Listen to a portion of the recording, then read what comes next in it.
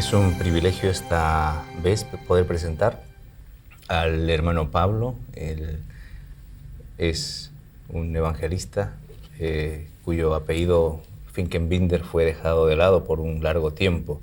Sin más preámbulo, vamos a tratar de presentar esta grabación para todos aquellos que están tratando de buscar un ministerio, buscar una forma de cómo servir al Señor. Hoy, con muchísimos años en la obra del Señor, es una autoridad para poder mencionarnos cómo Dios obró en su vida, cómo fue ese llamamiento, cómo fue que Dios puso la visión en su corazón. Hermano Pablo, bienvenido. Gracias, hermano.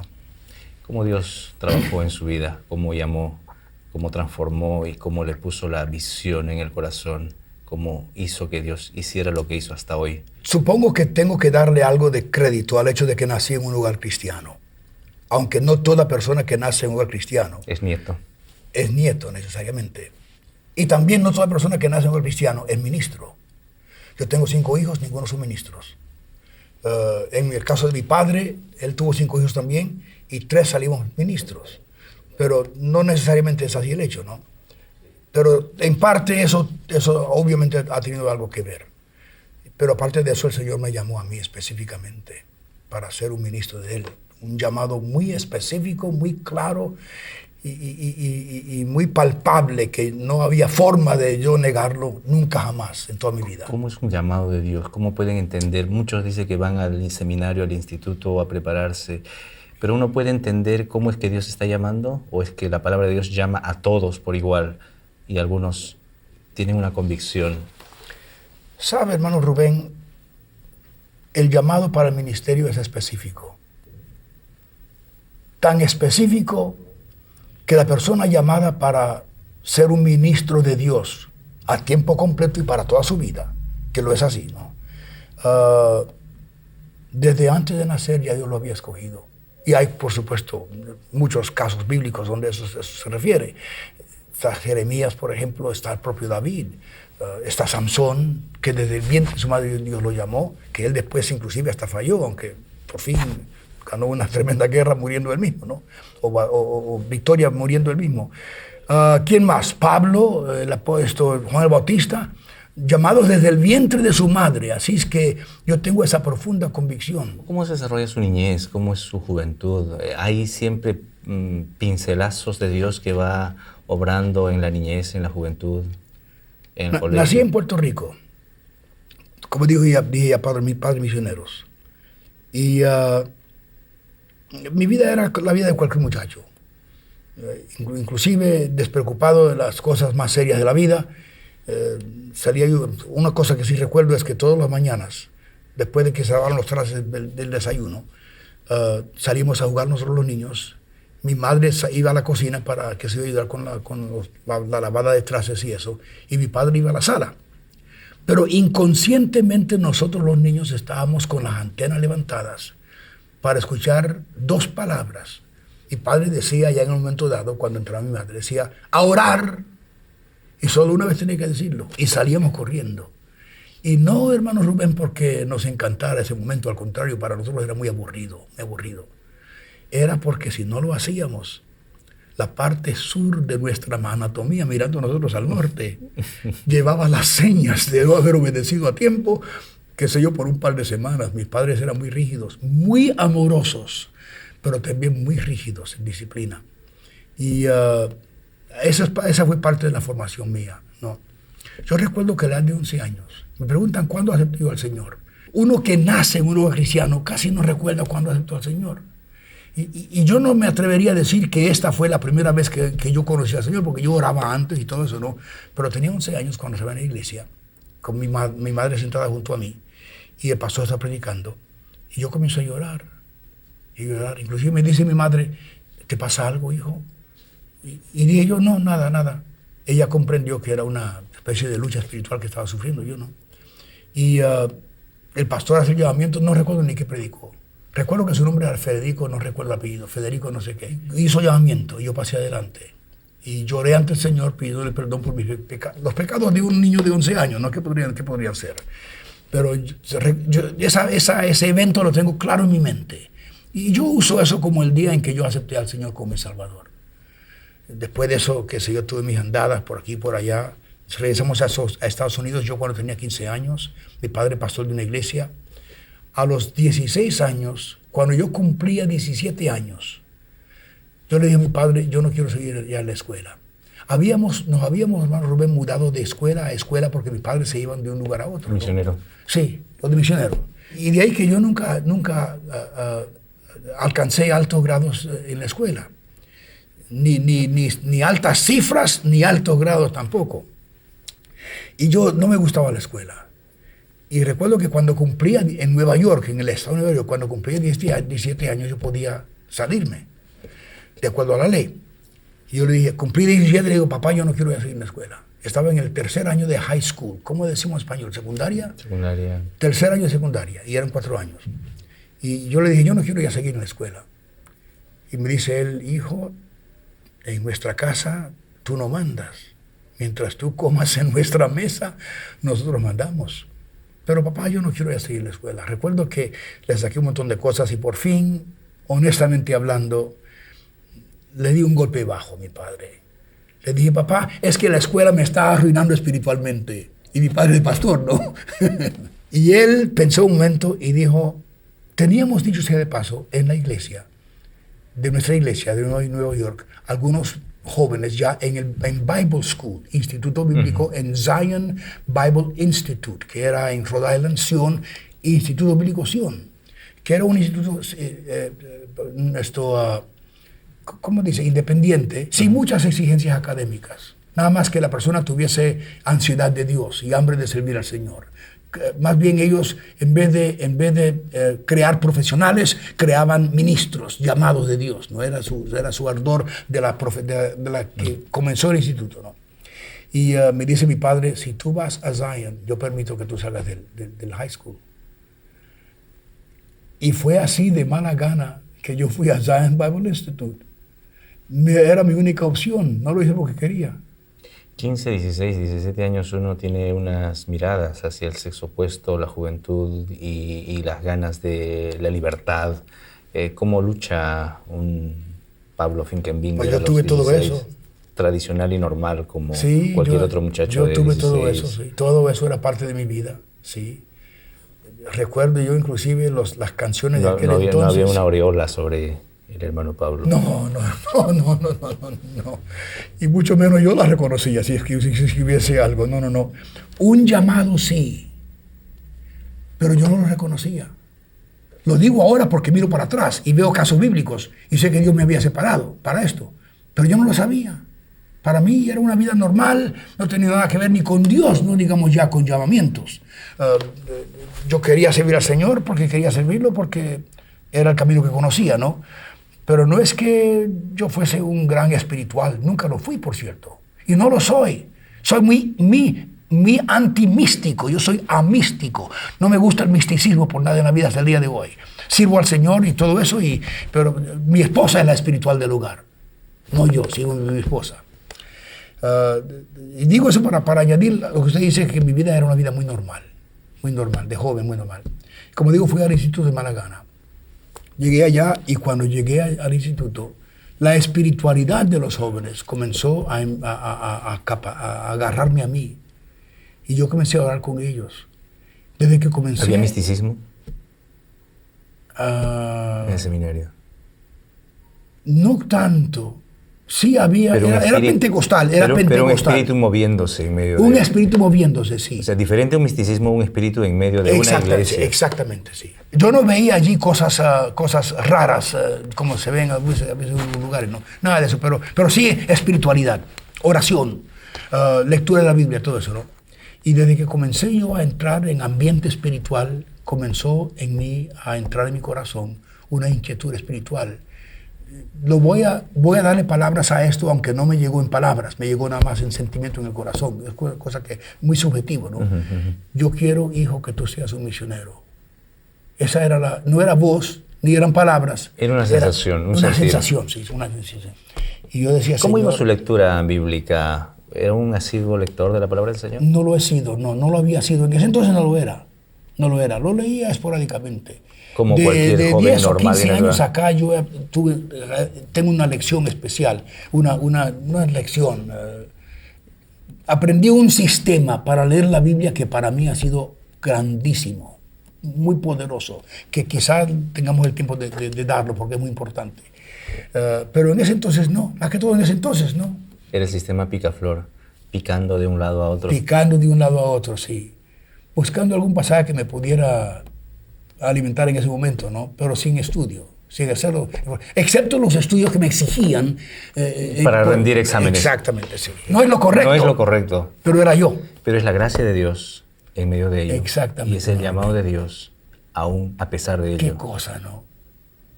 Es por un eso de misterio. tenernos separados desde que nacimos. Y nosotros no lo sabemos. En fin, cuando yo era tierno, hermano Rubén, en los brazos de mi madre, y no olvidemos por dónde voy caminando, porque yo regresaba a eso, ¿no?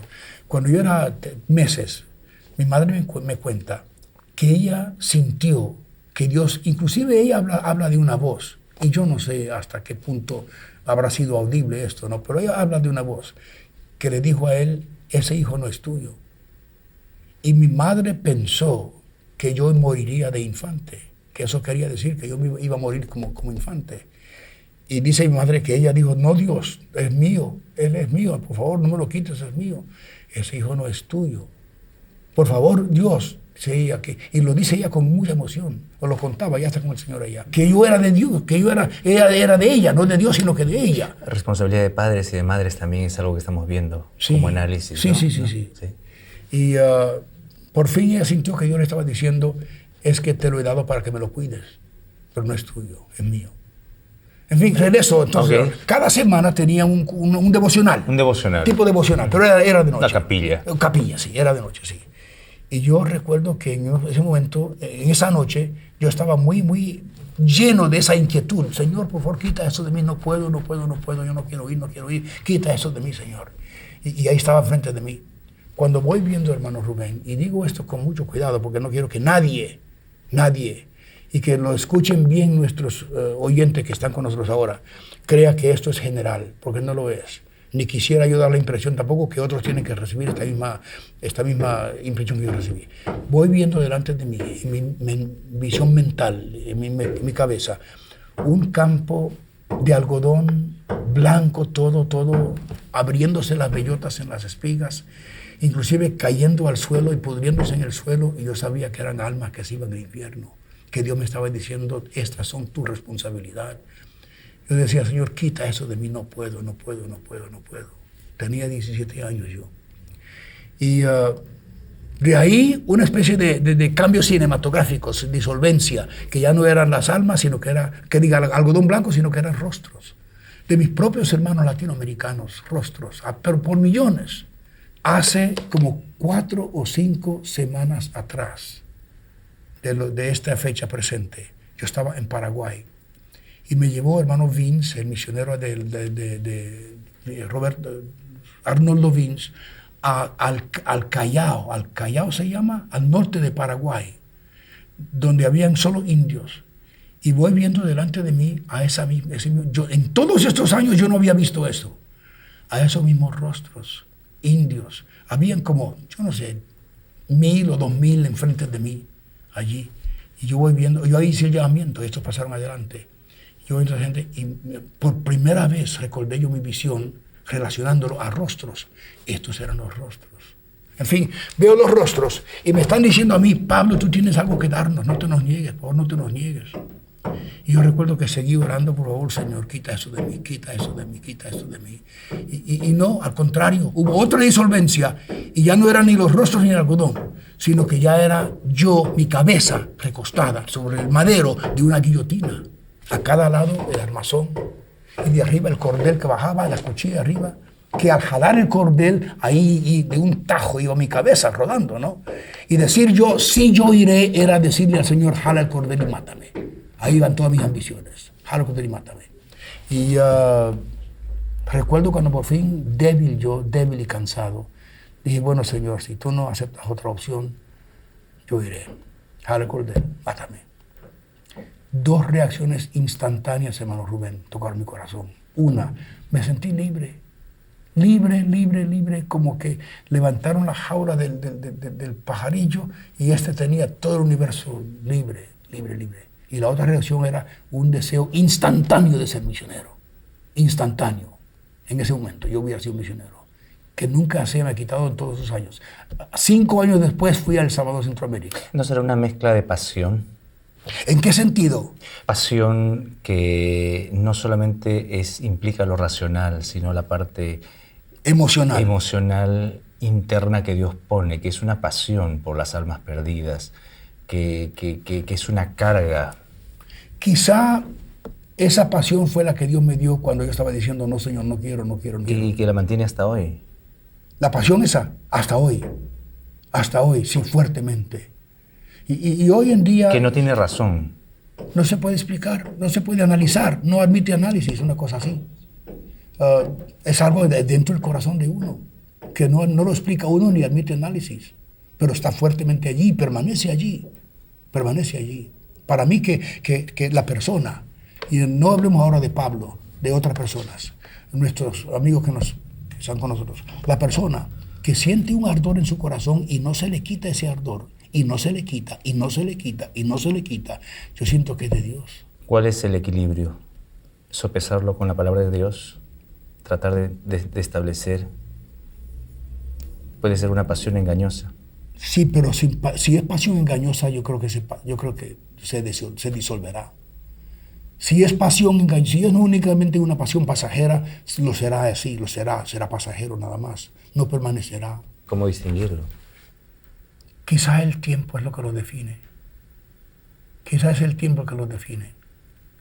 Uno hace lo que tiene que hacer para el Señor mientras está viviendo. Si la carga permanece, uno sigue haciéndolo.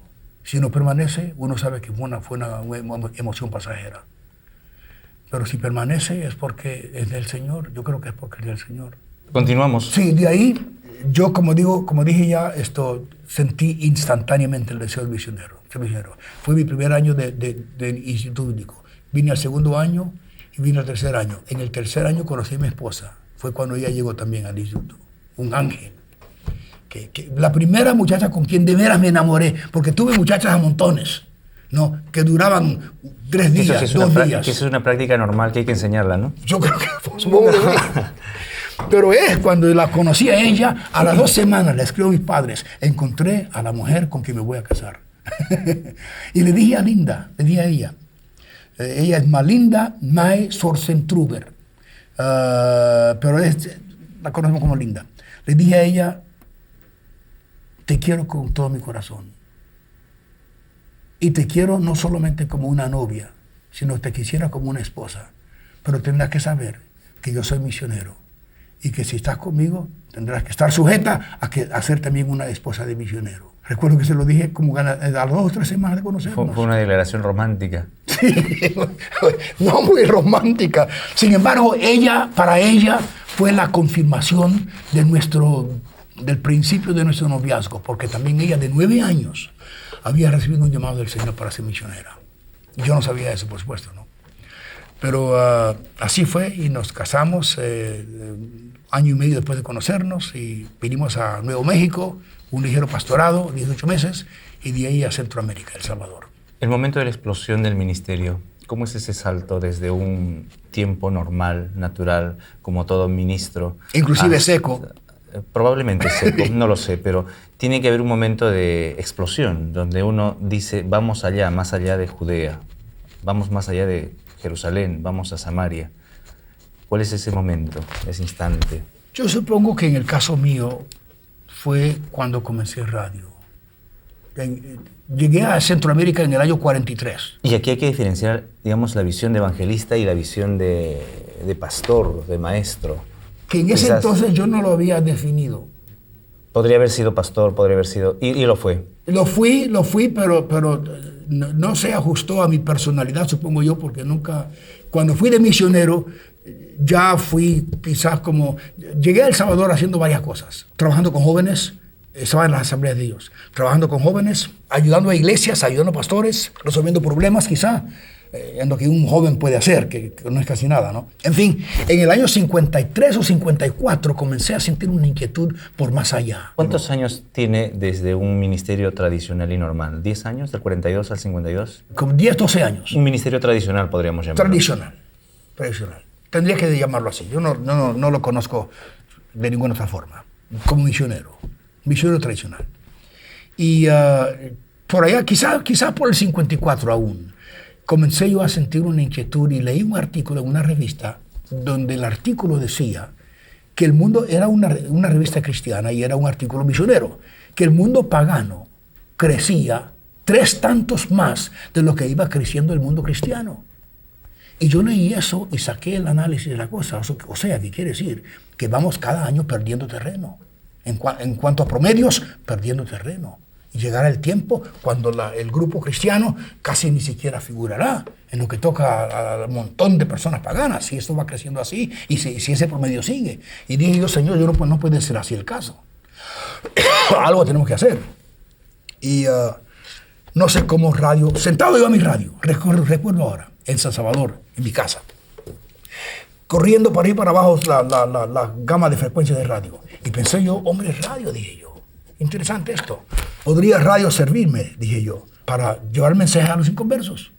Y de alguna forma, cuando menos, comenzar a balancear un poco esa cosa, de que los paganos no estén creyendo tanto más de que son los cristianos. Y usé la palabra paganos. Por una expresión a los incrédulos. A los incrédulos, sí, a los no creyentes. Y hermano, pensé en radio. Por ahí ya, comenzando el año 55, quizás por marzo, por ahí, voy a la emisora YSU San Salvador. Y fui a la YSU, también aquí, para mí resultó ser una lección, porque era la más potente y la más popular. Vi en radio la oportunidad de entrar a casas que no me dejaban entrar en persona.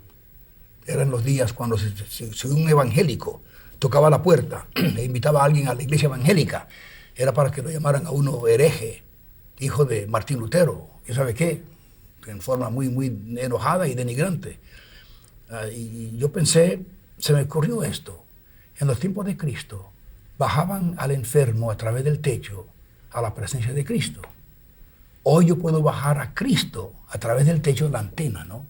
A través del techo, a la presencia del enfermo. Y fui a la YSU. Escogí la YSU por ser la más popular y la más... Y la demás alcance. Y la más complicada de poder negociar. Y la más cara también. Pero hay esto. El medio que uno usa, y este es un principio muy importante, y yo no sé ni cómo lo comprendí en aquel entonces, pero lo comprendí. El medio que uno usa... Es la sabiduría de Dios, ¿no? Quizás sí, ha de serlo. El medio que uno usa para transmitir el mensaje de Cristo o apaña o realza ese mensaje. Parece una desgracia esa, una triste desgracia, pero si yo uso un medio mediocre, el mensaje que doy va a creer la gente que también es mediocre. Si uso un medio popular y fuerte y conocido y ya con buena imagen, entonces la gente va a decir, oh, pues quizás entonces es bueno ese mensaje. Es importante. Sí. De ahí que la YSU, aunque era la más cara de todas. Me metí sin tener dinero para hacerlo, pero me metí y recuerdo cuando fui a la emisora, a principios de julio del año 55, firmé el contrato para salir al aire, $133 al mes, que yo no los tenía, pero que había, el ardor era más grande que el vacío en mi corazón. El impulso era mucho más que lo que yo no tenía, a punto de esconder de mí lo que yo no tenía. Y firmo el contrato y salimos al aire. A las dos semanas de salir al aire, un hermano nos visita de Estados Unidos. Había una convención, no sé qué, de la iglesia, y él vino para predicar en la convención, y me dice, ¿estás en el aire, Pablo? Él se dio cuenta. Sí, le digo. ¿Y cómo estás pagando la cuenta? No lo estoy pagando. ¿Y quién lo está pagando? Pues nadie. ¿Y cómo puede estar en el aire entonces? Porque tengo 2 semanas todavía, le digo yo a él, antes de que me llegue la primera cuenta. Y así es como puedo estar en el aire. Pues el hermano Rubén le escribe él una carta a un hermano de Estados Unidos. Yo había escrito muchas, dicho sea de paso, y ni siquiera habían respondido. A un hermano H.C. Noah de Dallas, Texas, pastor de la iglesia, y le da el reto del programa, ¿no? Y dentro de un par de semanas llega una carta. A mero tiempo llega una carta de Noah con un cheque por $140, $7 para ayudar con la grabación y eso. Y eso lo siguió él como por 15 años. Así fue como comencé en radio, ¿no? Pero tuve que mojarme los pies primero, eso sí, para lanzarme. Pero radio, ¿por qué radio? Por eso mismo, porque alcanzaba a gentes que yo en persona no podía alcanzar. Y era un programa de 15 minutos. Y hermano, con vergüenza lo digo. Vergüenza no por la denominación, sino por creer yo que con un nombre así podría alcanzar a inconversos, que es una tontería, una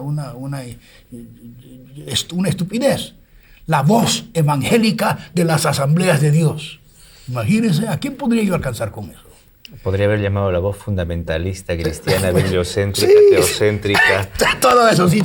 Y espantaría a medio mundo, ¿no? A los que yo quería alcanzar, no los alcanzaba. Las primeras 2 semanas. No, duró más que eso. Duró como, qué sé yo, como 8 meses o 1 año con ese nombre. Y yo, también ahí hay una transformación, un cambio. Ahí hubo un cambio. Porque yo comencé a medir el éxito del programa en cuanto a no cristianos, escuchándome, por el promedio de cartas de no cristianos que yo recibía.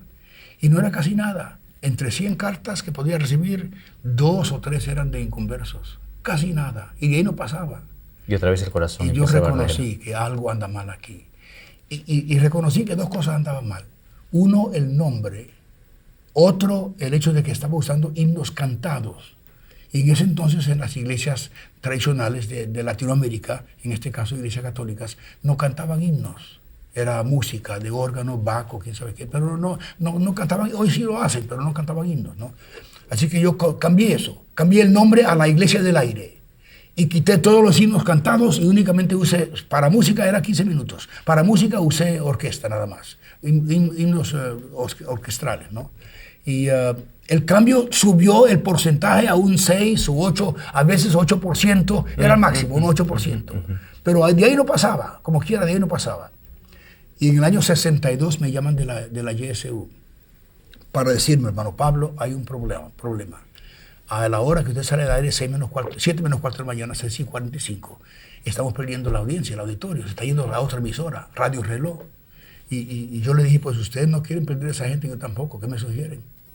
Y llama el gerente a Raúl Monzón, director de programación, al despacho de él. Y me dice, ya sí habían hablado ellos, ¿no? Me dice Raúl, hermano, lo mejor para su programa es que lo ponga a eso de las 4 de la tarde, cuando la mujercita, dijo él. Y descaradamente me lo dijo.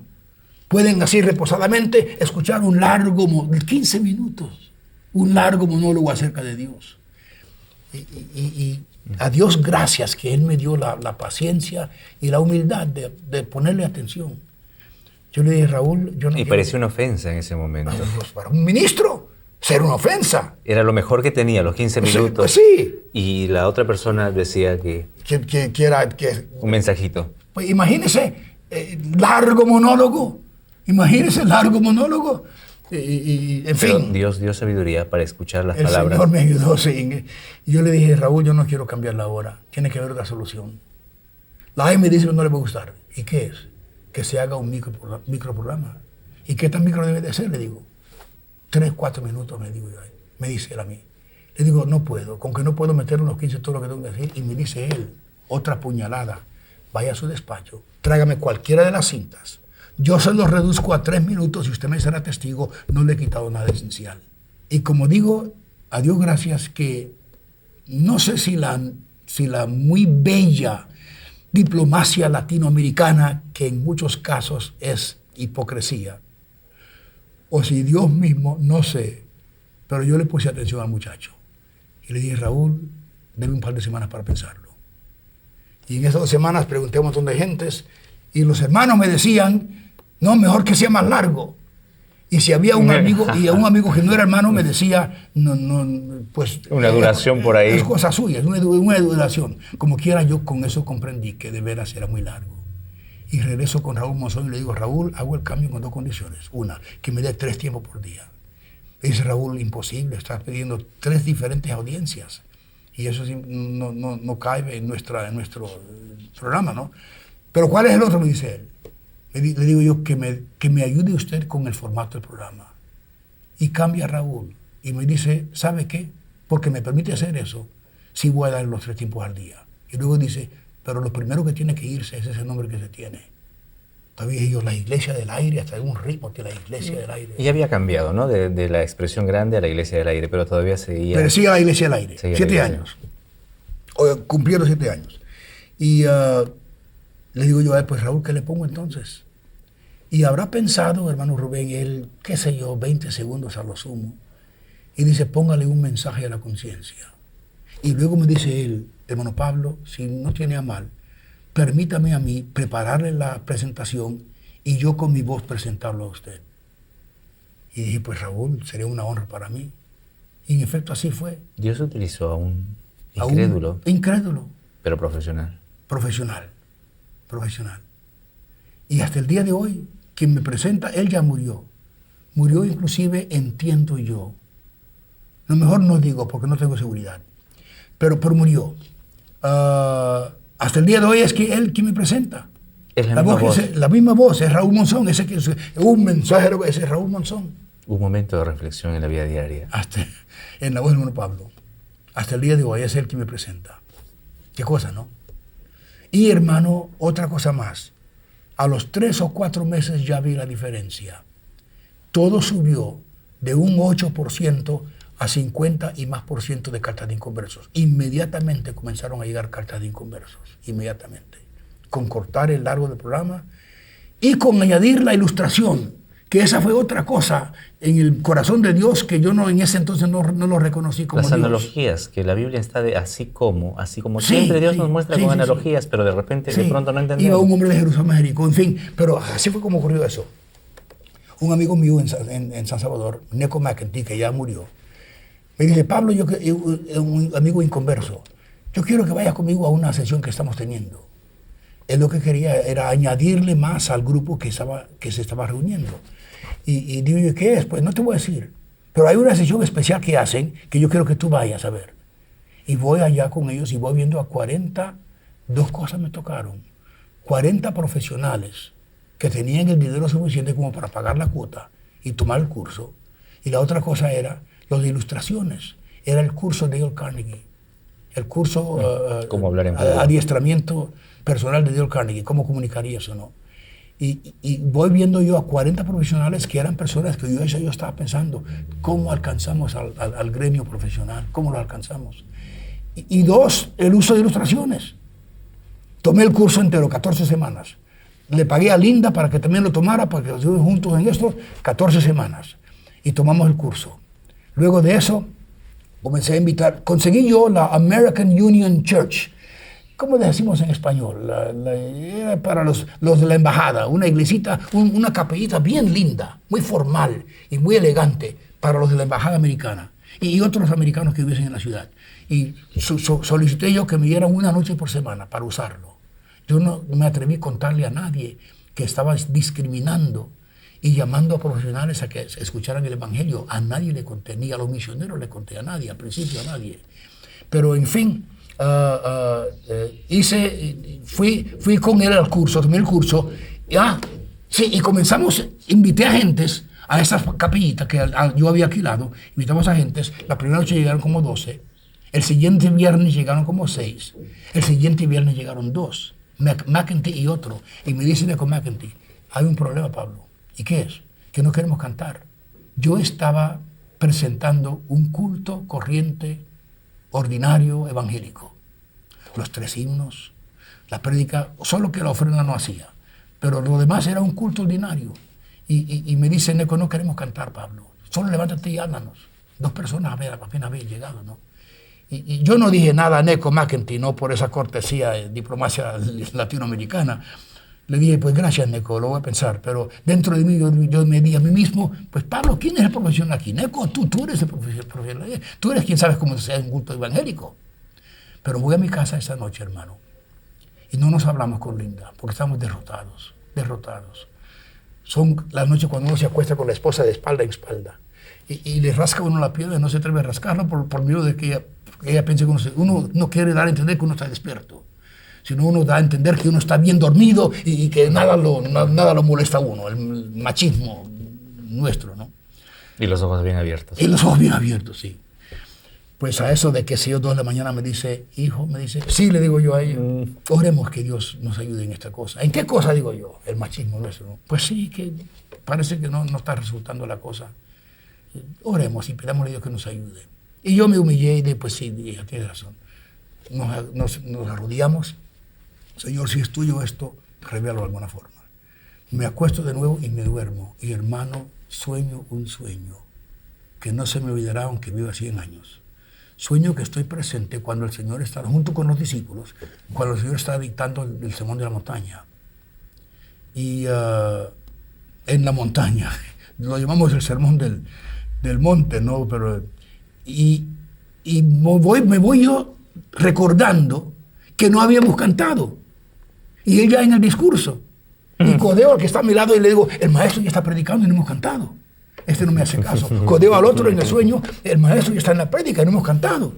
Tampoco este me hizo caso. Y yo me levanto caminando hacia Cristo cuando caminando hacia Él para decirle que no hemos cantado. Despierto.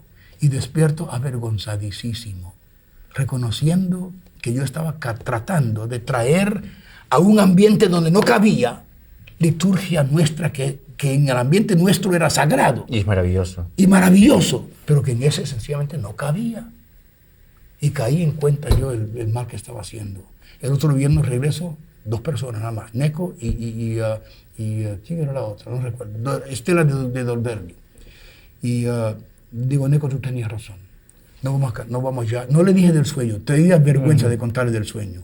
Pero le dije, ya no vamos a cantar más. Inclusive yo había alquilado los servicios de una organista, porque no quería misioneros ahí, que tocara el órgano. Le dije a ella durante la semana que ya no llegara, que no íbamos a cantar. Y en efecto no cantamos.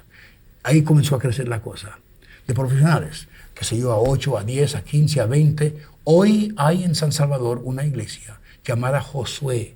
Inclusive en un tiempo pasado, no sé si ahora, la esposa de uno de los presidentes, o vicepresidente, no recuerdo bien, es miembro de la iglesia esa, y otros profesionales, iglesias profesionales, el resultado de aquel principio que hicimos allá en el año 62. Y la visión fue creciendo, y fue comenzando... Y la visión fue creciendo y creciendo penetrando al mundo incrédulo, al mundo inconverso, cambiando los paradigmas impuestos, y probablemente más difícil porque siendo heredero de una cultura de los padres evangélicos, lo único uno que tenía conocía. una forma exitosa de haber hecho iglesia, pero había que transformar y migrar estos conceptos a cómo penetrar a la sociedad. Exactamente, sí. Y Dios, yo no sé cómo Dios fue tan bondadoso, hermano Rubén, en iluminarme en eso, imponerme eso, no sé ni cómo. Ahora, aquí hay un tema de que qué decía su iglesia, su misión frente a estos cambios que iba haciendo, porque ya empieza a hacer cambios que van a ir contra la esencia de la misión, de la denominación, de las bases, de los esquemas. Había añadido a eso otro factor, y era el hecho de que como a una señal de radio no se le puede decir solo entra a esta iglesia de mi denominación, sino que entra a todas las iglesias. Mi corazón comenzó a abrirse a ambiente interdenominacional, fuertemente. Y comencé yo a visitar otras iglesias y otros grupos. Y sí, en efecto, causó problemas con mi denominación en aquellos días. Estamos hablando de 50, 40 años atrás, ¿no? 30 años atrás. Sí causó problemas, ¿no? Pero en alguna forma, poco a poco, ellos comprendieron, ¿no? Inclusive, por un periodo de tiempo, yo tuve que renunciar a mi denominación. Después, en el año 87 regresé, y cuando regresé ya el ambiente había cambiado y reconocieron que mi postura no era rebeldía, sino que era sinceramente un llamado del Señor. Y lo reconocieron. El hecho de trabajar yo interdenominacionalmente y de trabajar específicamente con inconversos, ¿no? Debe haber un nudo de conflicto en un momento con la denominación para salir, de alguna forma para tomar una decisión de retirarse de una organización. Uno tiene que decir, ok, hasta aquí llegué. Toda la vida yo había sido Asamblea de Dios. Como dije ya, vamos adelante, he regresado. Estoy otra vez en mi ambiente y me han aceptado bellamente y con brazos abiertos. Pero sí, en aquel tiempo, hermano, fue difícil para mí. Toda mi vida, Asamblea de Dios. Era para mí y mi esposa una agonía horrible tener que que renunciar en aquellos tiempos, una agonía horrible. Yo sufrí como no se imagina cómo sufrí yo con eso. Pero más fuerte era en mí el honesto y sincero ardor evangelístico e interdenominacional que el sentir de lealtad que yo tuviese a mi denominación.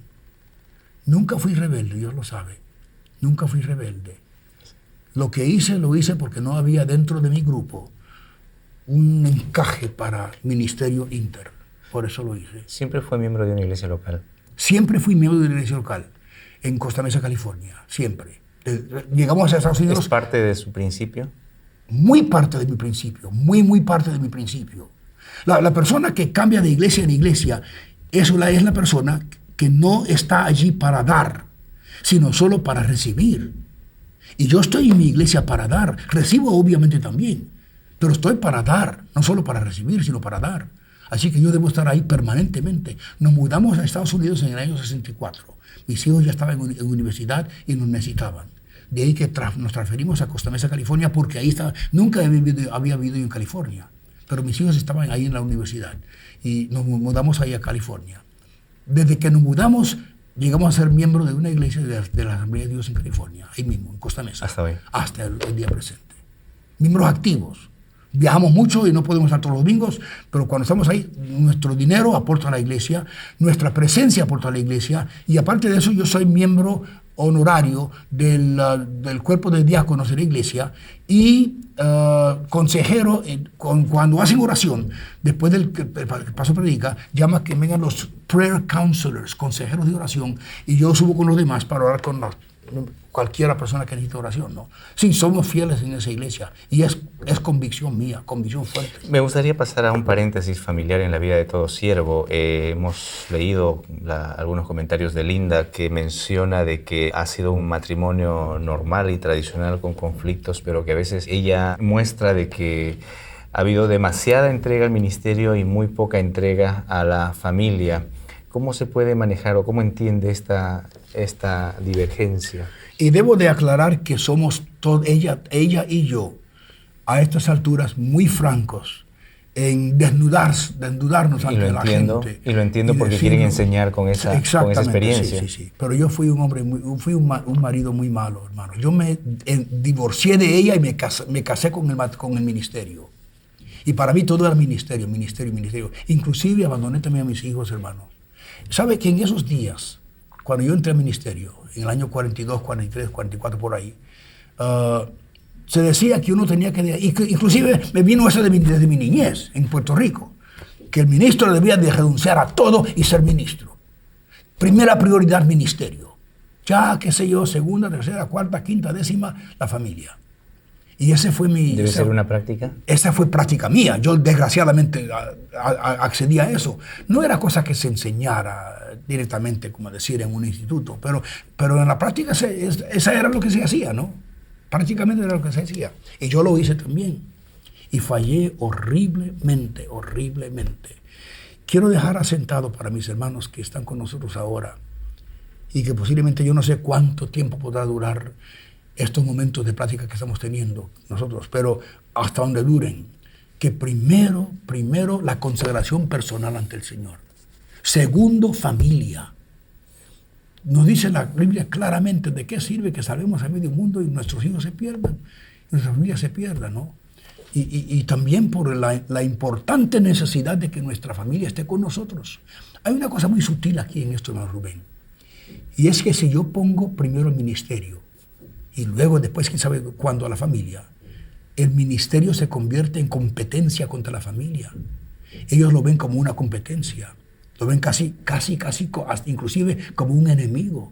Y quién sabe cuántas familias no se han disbandado y separado y divorciado porque el ministro no supo poner primero a la familia y después al ministerio. Eso es una competencia. Y en mi señora fue así. No solo el ministerio, sino que mi relación con mis hermanos, con mis colegas y mi relación con mi personal. Yo a ellos les daba más atención que a mi esposa. Inclusive, hermano, y lo digo con vergüenza y mucha tristeza, usted lo sabrá. Lo hacía yo dándoles a ellos más credibilidad que a mi esposa. ponía más confianza en lo que ellos me dijeran que en lo que mi esposa me decía. Y de ahí que cuando ellos me decían algo contra mi esposa es alemana, mujer además, gringa, no tiene esa cultura suave, hispana, de querer agradar a todo el mundo. Si ella siente algo, lo dice claramente, ni sabe ella que está hiriendo, pero podría inclusive hasta herir. Y yo, con mi personalidad, qué sé yo, más amable, más atractiva, más entregada, más diplomática, más hipócrita, le daba a ellos la razón. Le daba a ellos la razón contra mi esposa. El mal peor que uno puede hacer. Así que yo, desgraciadamente, hermano, fui un esposo muy, muy malo, un marido muy malo y en ese sentido inclusive un ministro muy malo, en no darle primera prioridad a mi esposa y a mis hijos. Tan así que ella cuenta, y esto lo digo con tristeza suma, y ya, qué sé yo, de 20 años acá, nuestra vida vivió así como por 30 años. Los últimos 20 años yo cambié, y algo me cambió, una cosa específica me cambió, y lo contaré, ¿no? Pero antes de decirle esto, ella tenía ella lo llama juego, un juego que hacía, que se imaginaba ella que habían llegado policías a la casa, tocando la casa, diciendo que había habido un accidente y que Pablo se había muerto en el accidente. Y ella cuenta que hacía eso para poder balancear sus sentimientos, para poder inclusive controlar un poco su resentimiento contra mí. Quizás viéndome muerto, ella pensaba, quizás lo hubiera tratado yo a él diferente, pero no era ella la causa, era yo la causa. Yo estaba tan enamorado con el ministerio y tan entregado al ministerio que estúpidamente abandoné a mi familia. ¿Y qué causó? Que el ministerio se convirtió en enemigo de mi familia.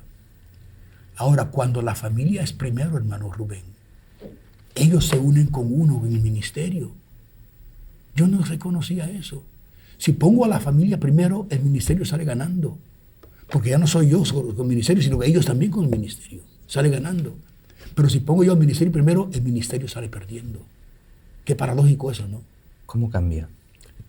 Llamamos a un hermano a mi casa, Mel Johnson, de nombre. Él trabajaba en uno de los institutos, seminarios, universidad en California, cristianos. Lo conocíamos a él, lindo hermano, pero también trabajaba como consejero psicólogo de familias. Lo llamamos a la casa, él vino. Y para aconsejarnos en cuanto a nuestras luchas que teníamos en la casa, entre Linda y yo. En un momento en que Linda salió, no sé qué, para el baño o para la cocina, para algo, él me dijo, Pablo me dijo, tú estás haciendo un error grandísimo, y es que estás dándole más importancia a tu personal de trabajo y a tus colegas que a tu esposa. Y lo extraño es que tu personal y tus colegas entran y salen de tu vida. Ni tienen relaciones permanentes contigo, pero tu esposa está contigo todos los días hasta que mueras. Y más atención le das tú a ellos que a tu esposa. Eso, hermano Rubén, me sacudió horriblemente. Y a Dios gracias, a Dios gracias. Y de un momento a otro, hermano, casi de un momento a otro, yo reconocí mi pecado. No lo había visto antes. Sencillamente no lo había visto. Pero lo vi claramente. Y gracias a Dios restauró. Y gracias a Dios cambié de un momento a otro. Y ahora, hermano, mi esposa es 1000 veces más que mi esposa. Es mi novia, es mi amante, es mi querida, es mi ángel. Yo sin ella, yo no voy a ningún lugar sin ella. Ahora es una socia. Exactamente. En el ministerio. Y tan cerca de mí que yo muero sin ella. Si ella se me va, yo no sé qué. Yo le he dicho a ella, hija, no voy a dejar que te vayas sin que me vaya yo contigo. Juntos. Los chicos, que yo no creo que sean tan chicos. Ya son grandes. Ya son todos adultos, todos casados, todos niños. Tenemos 11 nietos y tenemos 11 bisnietos, dicho sea de paso. Ya todos son grandes. Y todos sirven al Señor, a Dios gracias. A pesar de mi descuido, hermano. Amén. A pesar de mi descuido. El hijo mayor, cuando tuvimos nuestro cincuentenario, nuestro aniversario de oro, uno de los muchachos quiso tomar datos de los niños acerca de la niñez. Y mi hijo mayor dijo esto: yo no recuerdo nada de mi niñez. No recuerdo nada de mi niñez. Yo recuerdo cuando yo fui hombre y fui adulto, pero no recuerdo nada de mi niñez. ¿Es él el culpable? No, fui yo el culpable. Fui yo el culpable. Pero ya pasó. Ya pasó. Estamos ahora armonizados con todos los niños. Todos son miembros de iglesias evangélicas, fieles miembros de iglesias evangélicas, aman al Señor y sirven al Señor en iglesias. Por la gracia de Dios. Por la gracia de Dios. Los tiempos cambian. Antes teníamos radios a tubos, hoy tenemos microprocesadores en la PC y no sabemos si las comunicaciones van a terminar o si el televisor es la PC o la PC es el televisor, pero los tiempos han cambiado y mi hermano Pablo ha tenido que adecuarse a los tiempos, tuvo que involucrarse en televisión. ¿Y cómo ha sido ese proceso de migración? En el año 60, ¿son cuántos años ya a estas alturas? Casi 40 años. Llegó a San Salvador Televisión. Era lo más sencillo y elemental posible. No había grabadora. Vivo. El vivo era blanco y negro, puro blanco y negro nada más. Pero cuando lo vi, yo dije, tengo que usarlo. Porque lo primero que vi yo fue que quienes compraban televisoras eran los ricachos de San Salvador. Inclusive los jefes políticos, los jefes comerciales, industriales, en fin. Y dije, yo tengo que hacerlo. El costo era demasiado. Pero me lancé y comencé en televisión e hice un año entero, vivo, cada domingo entre 7:30 y 8 de la noche, media hora, todos los domingos. La Iglesia del Aire. La Iglesia del Aire, exactamente. Eso me despertó el apetito grandemente. Yo tuve que dejarlo porque fui a Estados Unidos después, pero hice algunas películas basadas en las mismas historias porque todo era dramatizado. Yo pensé, yo no quiero ponerme por media hora solo a predicar. Pierdo a la gente. Era drama, más que todo dramas bíblicos. Y era lo que hicimos, ¿no? Después de esos dramas hicimos 3, 4, creo que inclusive 5 o 6 películas hicimos, que todavía están rodando por ahí y por allá. Pero eso me inquietó. Y cuando vine a Estados Unidos después, seguí en radio, eso nunca dejó de ser radio, el mensaje de la conciencia. Y quizá por el año 73, 74, por ahí 75, yo dije, tengo que abrir televisión, tenemos que hacerlo. Inclusive el edificio donde estamos, que mi señora fue la que ayudó a la oficina, porque ya estábamos invadiendo toda la casa con equipos y cosas. Sí. Ella dijo, tenemos que salirnos de acá. Y ella encontró el edificio. Era un apartamento arriba, donde por debajo era una bodega. Y yo fui a verlo y me encantó. Y lo primero que dije yo cuando lo vi fue, Señor, danos todo el edificio, porque la bodega se ofrecía para televisión. Y yo pensé en eso, qué increíble esto, hombre, esta bodega va a ser para televisión. ¿Y esa bodega es el estudio? Hasta el día de hoy, Así es que compramos el edificio en el año 72, un hermano nos ayudó a entrar en él, sí, un detalle muy interesante, pero no tomen el tiempo. Y así fue como comenzó televisión. Así es que hasta el día de hoy, cada programa de radio comienza siendo televisión. Usamos teleprompter para el libreto. Yo estoy leyendo ese libreto. Uno lo hace como que no está leyendo, uno tiene que hacerlo natural como que no lo está leyendo, ¿no? Y el libreto se convierte en columna periodística, la imagen se convierte en televisión y el audio se convierte en radio. Así que de un solo golpe mato 3 pájaros. Y ahora en Internet. Y ahora el Internet. Estamos en el Internet. Vox100.org. Vox100.org, eso es todo. Vox100, creo que así es. www.vox100.org. ORG, sí, de organización. Sí, lo he visitado y he leído algunos mensajes. ¿Lo has visto ahí? Seguro, pues sí, seguro. Sí. Así es que el concepto de mantenernos a la altura de las nuevas cosas que vienen es imprescindible. ¿Por qué? Porque si no, llegaremos a ser nada más que un mausoleo. Y uno no tiene que tener el dinero para hacerlo, uno tiene que tener la vocación y la necesidad y la pasión. Y Dios más que todo proveerá. la pasión, ¿sabe? Más que todo la pasión. Yo creo que la pasión y la vocación van juntos, porque no tendría uno la pasión si no sintiera en sí alguna vocación, aunque sea fuera escondida, para hacerlo, ¿no? Lo que menos se tiene es el dinero para eso. más que todo en el caso nuestro, que Mensaje a la Conciencia nunca pide un centavo. Estamos alimentando a gentes que no sostienen el ministerio, para pedirle a gentes a quienes no alimentamos a que sostengan el ministerio. Esto al revés la cosa, ¿no? Y por eso ha sido toda la vida algo difícil.